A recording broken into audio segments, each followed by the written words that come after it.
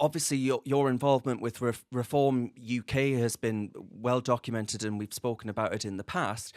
But I wonder to what extent you look at what just happened in the United States of America and what you think actually ought to be adopted by Reform UK as a strategy going forward. Are they doing enough? Because actually Trump managed to win round a lot of primarily men, but younger voters.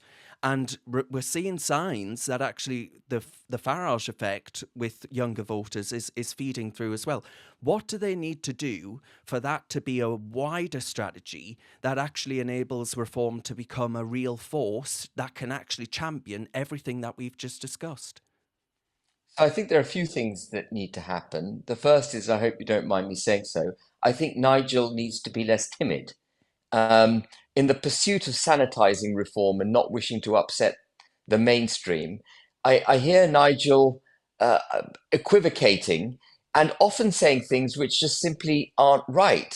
Like he wasn't clear on mass deportation, and even Suella Braverman was utterly clear on it. Anyone who comes to this country illegally should be detained and deported. It doesn't matter if there's a logistical difficulty in doing that. I know there are 1.2 million people in this country illegally, but they have to be deported. You don't give up because there's a logistical, practical complication with the policy. You find a way to deliver the policy over a period of time, but you deliver it.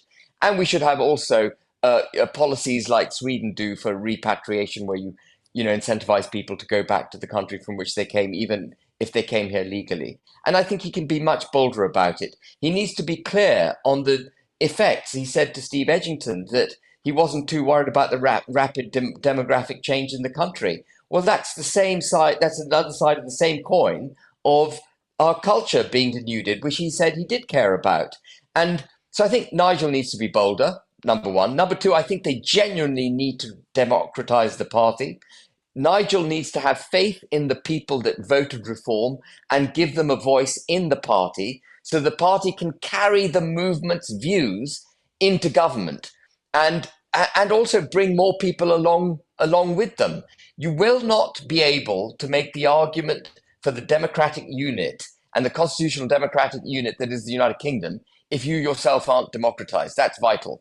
The third thing Nigel needs to do is build a really good team of people around him. And it's been 7 months since the general election, and I don't see anyone other than the other four MPs. I see no one on the front. Who's speaking? Where's the shadow cabinet?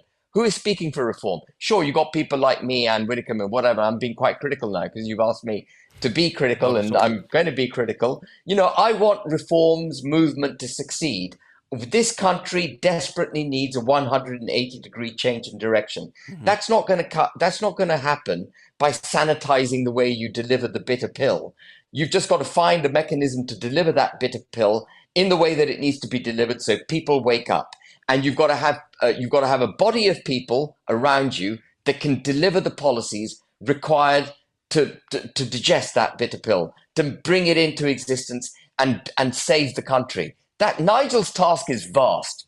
Hmm. His task is vast. If he's in it for saving the country, he's got a massive hurdle over which he needs to get. And that will only come by being surrounded by excellent first-class people, promoting those people into being public voices of their own, and moving the movement forward by democratizing the party. If he can do all of that, he will win the next general election.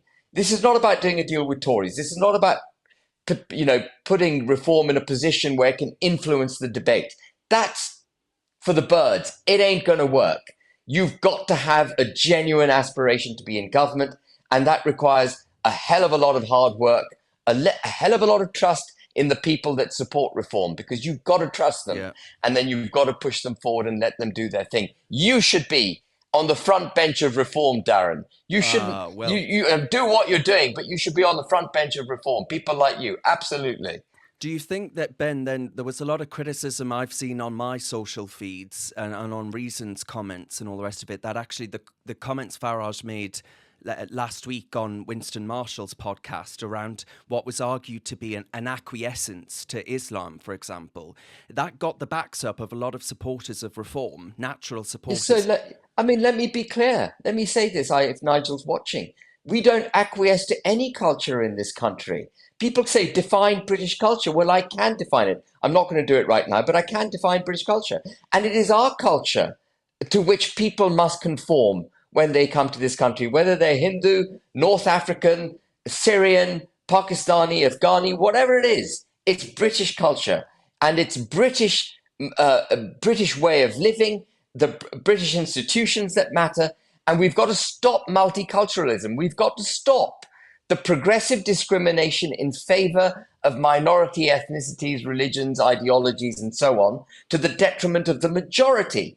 What we've got is liberalism on steroids. Oh, yeah. What the government is saying is that if you're an individual, you want to identify as a dog, you want to do this, you want to do that, you want to live in your community, you want to practice your culture, your beliefs, even if they're antipathetic to the United Kingdom, you are at liberty to do it. In fact, we will protect you and we will promote you and let you do that. No, that can't happen. If you come to this country, you need to swear an oath to king and country. You need to learn English. You need to learn British history, and that needs to be taught through a prism of pride rather than a prism of shame, which is how it's being done at the moment. This whole thing, all this rubbish about white privilege, that has to all be ditched. We need a complete sea change. And Nigel needs to get behind that.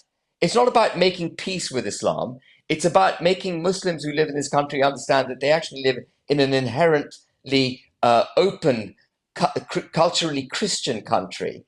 And they may not be Christians, but they have to accept cultural Christianity. That's what they have to do. Instead of seeking supremacy. Yeah. Instead of seeking supremacy, or even their own silos. Silos are not good. No, because what happens with silo is terrible. You know, you have a Hindu silo, you have a Sunni silo, you have a Shia silo, you have a Wahhabi silo, you might have a Sufi silo. You may recognize some or none of the sects of Islam that I'm referring to. But it's not just Islam in one uniform thing either. You know, the Sunnis don't get on with the Shias that much, and the Shias don't get on with the Sunnis that much.